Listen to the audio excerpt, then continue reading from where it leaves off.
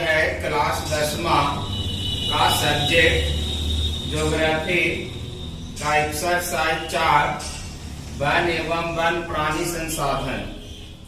आज हम लोग जो है 11वां टॉपिक पर बात करेंगे। 11वां टॉपिक है संरक्षण के आधार पर वनों का वर्गीकरण।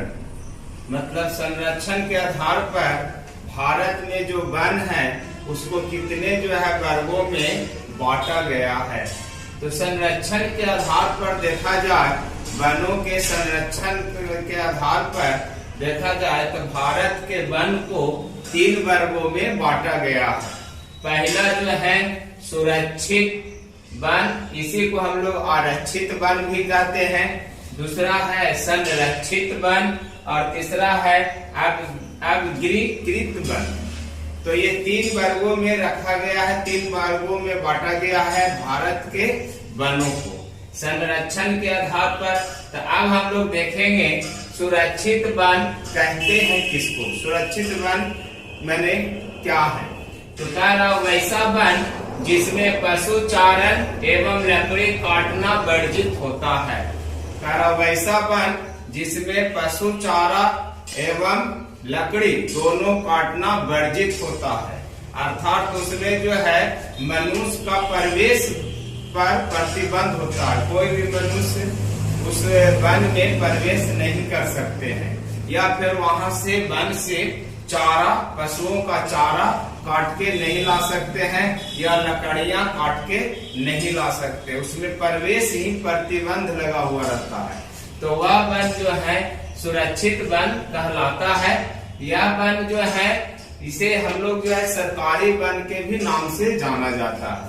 सुरक्षित वन को सरकारी वन के भी नाम से जाना जाता है। इसे सरकारी वन भी कहा जाता है। और सरकारी वन अर्थात सुरक्षित वन जो है पूरे भारत में कुल वन का 29% वन सुरक्षित वन है। भारत में जो भी वन है वो वन का 29% वन जो है सुरक्षित वन अर्थात आरक्षित वन अर्थात सरकारी वन जो है हमारे भारत में है।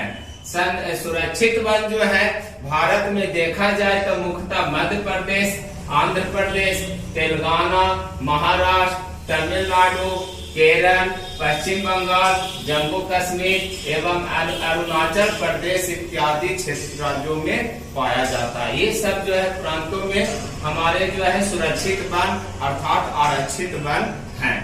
अब जो है दूसरा जो है आपका संरक्षित वन है। तो संरक्षित वन कहता है तो वैसा वन जिसमें लाइसेंस प्राप्त व्यक्ति पशु चारा एवं लकड़ी काट सकते हैं।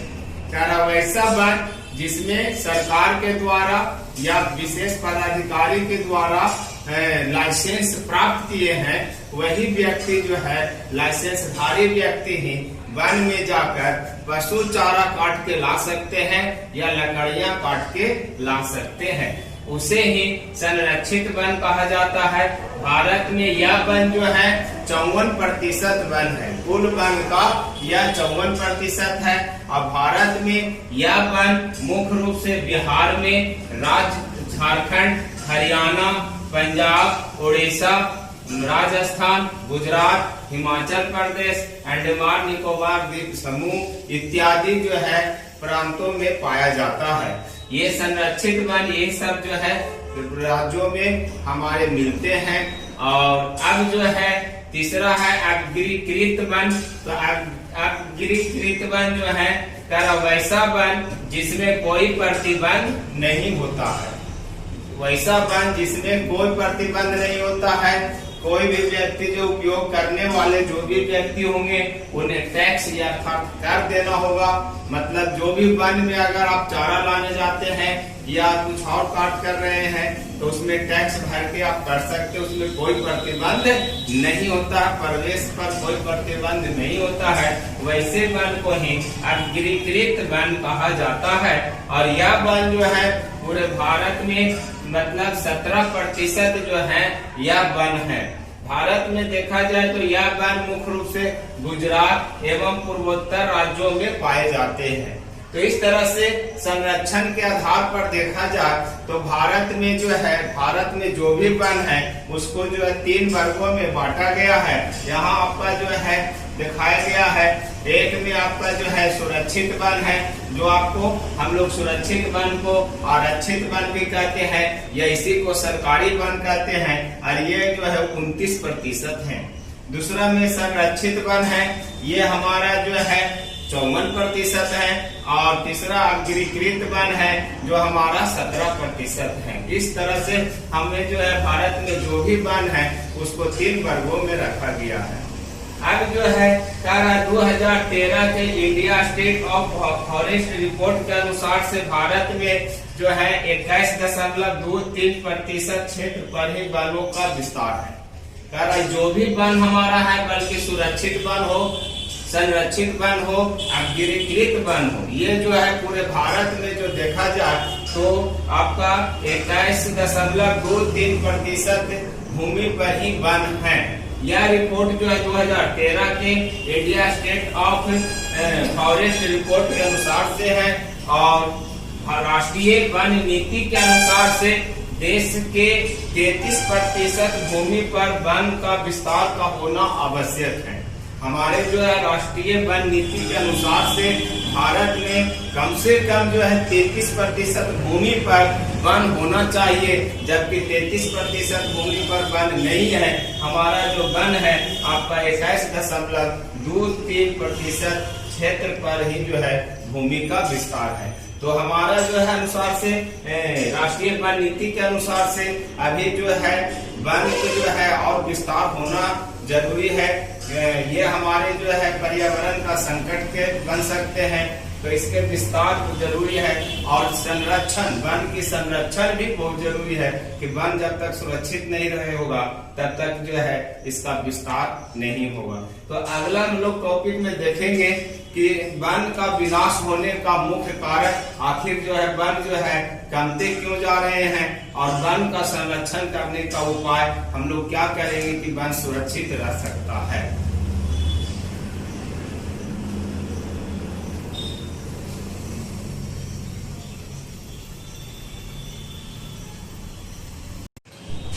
अब हम लोग जो है बरामद टॉपिक देखेंगे। बरामद टॉपिक है वन विनाश होने का मुख्य कारण, मतलब वन का जो विनाश हो रहे हैं वो किन किन कारणों से हो रहे हैं, वो कारण देखेंगे। दिन प्रतिदिन वन जो है कमते जा रहे हैं, तो उसका कारण क्या है, तो देखते हैं। वन विनाश होने का मुख्य कई कारण है। वन विनाश होने का जो है कई कारण है, उसका कई वजह है। देखते हैं नंबर 1 में, तो वन क्षेत्र को कृषि भूमि के रूप में परिवर्तन करने से वन विनाश होते जा रहे हैं। मतलब सबसे पहला कारण तो यही है कि कृषि भूमि का विकास दिन प्रतिदिन बढ़ते जा रहे हैं। तो कृषि भूमि का विकास जो है हो रहे हैं कहाँ से, तो वो वन जहाँ जहाँ वन है वहाँ वहाँ वन की कटाई करके वो वन के भूमि पर कृषि कार्य किए जा रहे हैं। अर्थात इस तरह से कृषि भूमि के विकास के करने के कारण उसको वन को ही कटाई किया जा रहा है। तो इस तरह से पहला कारण जो है कृषि भूमि के विकास करने के कारण वन की कटाई हो रही है। दूसरा कारण है कि वन की कटाई कर वन क्षेत्रों में शहर, नगर और गांवों का विकास हो रहा है।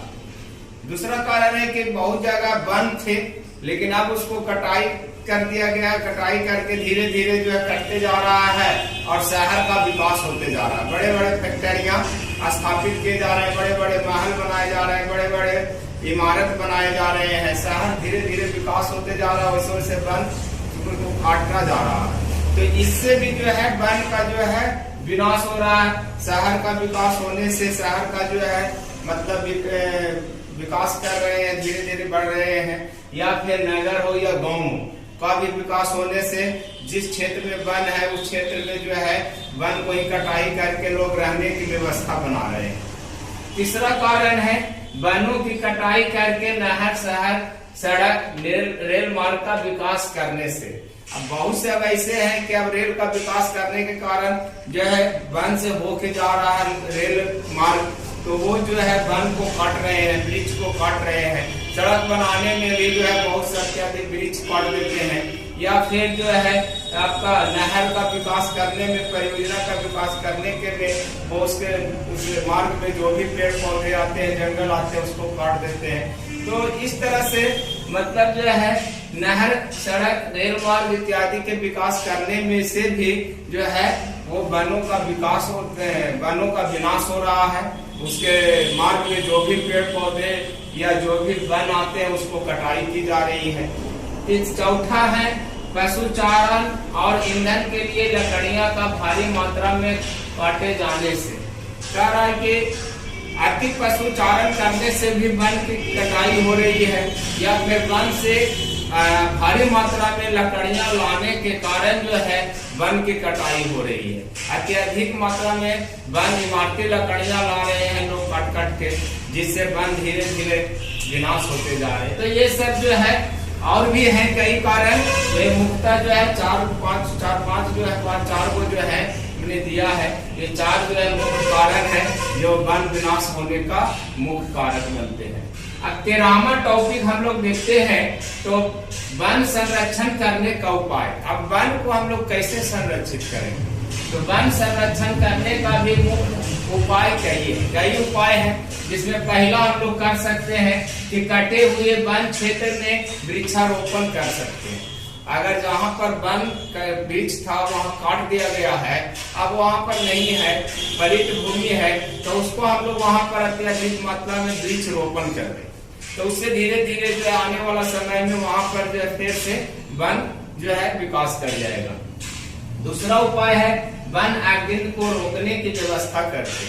अर्थात गर्मी के मौसम में क्या होते हैं कि अत्यधिक गर्मी पड़ने के कारण और टहनियां जो है हवा से टकराने के कारण उसमें ऊष्मा उत्पन्न हो जाते हैं, और वो फिर उसमें चिंगारी गिरकर वन के पत्ते जो सूखे हुए रहते हैं उसमें आग लग जाते हैं और पूरे वन जो है जल जाते हैं। तो ये भी एक विनाश होने का सबसे बड़ा कारण है। तो इस पर भी हम जो है सरकार को व्यवस्था करना चाहिए कि वन में जो है अग्निकांड का ना हो, उसके लिए कुछ व्यवस्था किया जाए। तो इस व्यवस्था को भी करके हम लोग वन संरक्षण कर सकते हैं। तीसरा है वृक्षों की कटाई पर रोक लगाकर, और वृक्षों की जो कटाई हो रही है अत्यधिक मात्रा में तीव्र गति से, तो उस पर जो है रोक लगाकर, प्रतिबंध करके, या फिर परिपक्व या मृत वृक्षों को ही काटने का प्रावधान करके। अब जो वृक्ष परिपक्व हो गया है, वो मृत हो गया है, सूख गया है, तो वही वृक्ष जो है वो काटने का प्रावधान करके उससे हमारे जीवित वृक्ष जो है बचे रहेंगे। चौथा है वन की उपयोगिता से लोगों को अवगत कराकर, और वन की क्या उपयोगिता है, वन से हम लोग को क्या क्या लाभ मिलता है, वन हम लोग के लिए कितने लाभदायक होते हैं, ये सभी को बताकर, उसको जो है बताकर हम लोग जो है वन को संरक्षण कर सकते हैं। बहुत से जो है नहीं जानते हैं कि वन से क्या लाभ है हम लोग को, हमारे दैनिक जीवन, हमारे जीवन में वन की क्या महत्व है, ये सब नहीं जानते हैं। तो उन्हें जो है ये सब चीज को जो अवगत करा के उसको बताकर हम लोग वन का संरक्षण कर सकते हैं। अब हम लोग जो है देखते हैं वन जीव। वन जीव 14वां टॉपिक है। तो वन में रहने वाले जीव अर्थात प्राणी को ही वन जीव कहा जाता है। जो वन में रहता है उसी को हम लोग वन जीव कहते हैं। अब जैसे हो गया शेर, आपका जो है सिंह, बाघ, तेंदुआ, हाथी इत्यादि, ये सब जंगल में रहते हैं, वन में रहते हैं। तो वन में रहने वाले प्राणी ही वन प्राणी कहलाते हैं। अब 15वां जो है वन प्राणियों का वर्गीकरण। अब वनों में जो है बहुत से असंख्य प्रजाति के मतलब जो है वन जीव रहते हैं, तो उसमें भी उसे भी जो है कई वर्गों में, कई भागों में बांटा गया है। तो मतलब वन प्राणी को जो है निम्नलिखित वर्गों में बांटा गया है, जिसमें पहला होता है वन में रहने वाला वन प्राणी, पहला होता है मांसाहारी। तो मांसाहारी मतलब होता है कि वैसा वन प्राणी जो मांस खाता हो, जो मांस को खाता है, उनका जो है पोषण मांस है, तो उसी को मांसाहारी कहते हैं। अब जैसे में सिंह हो गया, बाघ हो गया, तेंदुआ हो गया, वन बिलार हो गया, भेड़िया हो गया, भालू हो गया इत्यादि, ये सब मांसाहारी वन प्राणी है। अब दूसरा है आपका शाकाहारी। तो वह वैसे वन प्राणी जो हरे पेड़ पौधे को खाते हैं, उनका पोषण हरे पेड़ पौधे ही है, वो मांस को नहीं खाते हैं, तो उसी को हम लोग शाकाहारी कहते हैं। अब जैसे हाथी हो गया, गैंडा हो गया, हरिन हो गया, बारहसिंगा हो गया, सुअर हो गया, नीलगाय, जंगली भैंस, बकरा इत्यादि, ये सब जो है शाकाहारी वन प्राणी है। तीसरा है कुतरने वाला जीव। तो कुतरने वाला जीव कहता है वैसे वन प्राणी जो कुतर कर खाता हो, माने काट काट के कुतर कर खाता हो, तो उसको कुतरने वाला वन प्राणी कहा जाता है। अब जैसे में आपका हो गया गिलहरी, वानर, लंगूर, चूहा, खरगोश इत्यादि, ये सब कुतर कर खाने वाला प्राणी है। अब जो है चौथा में उभयचर जीव। तो उभयचर जीव कहता है कि वैसा जीव जो जल और स्थल दोनों में रह सकते हैं, जल में भी रहते हैं और स्थल में भी रहते हैं, तो उसी को उभयचर जीव कहते हैं। जैसे मगरमच्छ जिनको घड़ियाल कहते हैं, कछुआ, मेढक इत्यादि, ये सब उभयचर जीव हैं। और पांचवा होते हैं सरीसृप। सरीसृप मतलब होता है रेंगने वाला जीव। तो रेंगने वाला जीव जो रेंग कर चलता हो, तो बहुत से वन में ऐसे है जो रेंग कर चलते हैं, तो उसी को हम लोग सरीसृप अर्थात रेंगने वाला जीव कहते हैं। अब जैसे में सांप हो गया, छिपकली हो गया इत्यादि, तो ये रेंगने वाला जीव अर्थात सरीसृप में आते हैं। तो इस तरह से वन प्राणी जो है 5 वर्गों में जो है बांटा गया है। अब जो है कह रहा है कि वन का जो सिंह होते हैं वो वन राज कहलाते हैं, वन का राजा कहलाते हैं। वन राज जो है सिंह को माना गया है। फिर बाघ को भारत का राष्ट्रीय पशु माना गया है। भारत का राष्ट्रीय पशु बाघ है और भारत का राष्ट्रीय पक्षी जो है मोर है। तो इस तरह से कुछ वन प्राणियों को भी जो है राष्ट्र पर जो है उसको माने एक तरह से एक को राष्ट्रीय पशु माना गया है बाघ को, और दूसरा राष्ट्रीय पंछी मोर को, और वन राज सिंह को माना गया है। तो इस तरह से हमारा जो है वन प्राणी का जो है वर्गीकरण हो गए। वन विनाश होने का मुख्य कारक देख लिए, वन संरक्षण करने का मुख्य उपाय देख लिए, तो और वन जीव देख